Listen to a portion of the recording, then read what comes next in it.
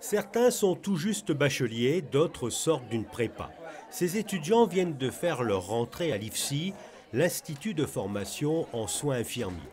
Pour cette première année, ils sont accueillis par Didier Gamerdinger, le conseiller de gouvernement, ministre des Affaires sociales et de la Santé, qui les félicite d'avoir choisi cette branche, les encourage et les motive.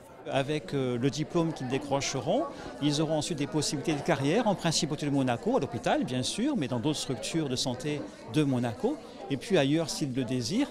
Bref, ce sont de bons candidats, ils sont très motivés, nous aurons une formation d'excellence à leur proposer et nous allons mettre en œuvre les dispositions pour qu'ils puissent s'épanouir dans la vie.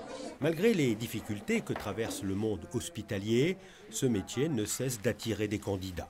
Pour moi, c'est une vocation et c'est ce qui me permet de faire du bien autour de moi. Depuis toute petite, j'ai été bercée dans le milieu social de la santé parce que ma mère était soignante. Elle a fait sa formation au CHPG aussi en 82, s'il me semble bien. Et du coup, depuis toute petite, je suis bercée là-dedans et pour moi, c'était évident. J'ai toujours aimé le côté soins, les techniques appliquées dans les stages. Le côté relationnel, que ce soit avec l'équipe de travail ou même avec les patients et l'entourage. Sur les 2580 candidats à l'IFSI de Monaco, 30 seulement ont été admis. Surtout des candidates. Dans cette promotion, il n'y a qu'un seul garçon. On sort de sa zone de confort, parce que depuis tout petit, on est entouré de filles et de garçons. Mais là, je me dis que c'est quelque chose de nouveau, que je vais devoir faire avec pendant 3 ans. Mais que je vais plus me concentrer sur les études que sur les filles. Depuis cette année, les bacheliers désirant devenir infirmiers ne sont plus recrutés par concours, mais au hasard de la sélection Parcoursup.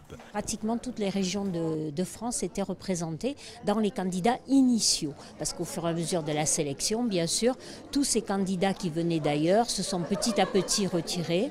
Je suppose que lorsqu'ils ont vu les difficultés pour se loger dans notre région, pour se déraciner par rapport à leur région d'origine, nous avons eu un grand nombre de dossiers qui se sont annulés et au profit d'étudiants plutôt de la région PACA. Autre nouveauté pour cette rentrée 2019, fini la tenue de ville. Les étudiants doivent obligatoirement porter la tenue choisie par l'Institut. Vous voyez là, donc les élèves qui, sur leur période de cours, sont désormais dotés de polos. Rouge pour les élèves infirmiers et bleu pour les élèves aides-soignants, puisque c'est la couleur après qu'ils vont garder dans leur tenue professionnelle, en stage d'abord, et puis on l'espère en tant que professionnels au sein de notre établissement. La formation se déroule sur 3 ans pour les élèves infirmiers, 1 an pour les élèves aides-soignants. Durant leur cursus, ils devront ingurgiter d'importantes connaissances théoriques et découvrir des services et structures variées telles que la psychiatrie, la gériatrie, la chirurgie, la médecine de santé publique ou encore la rééducation.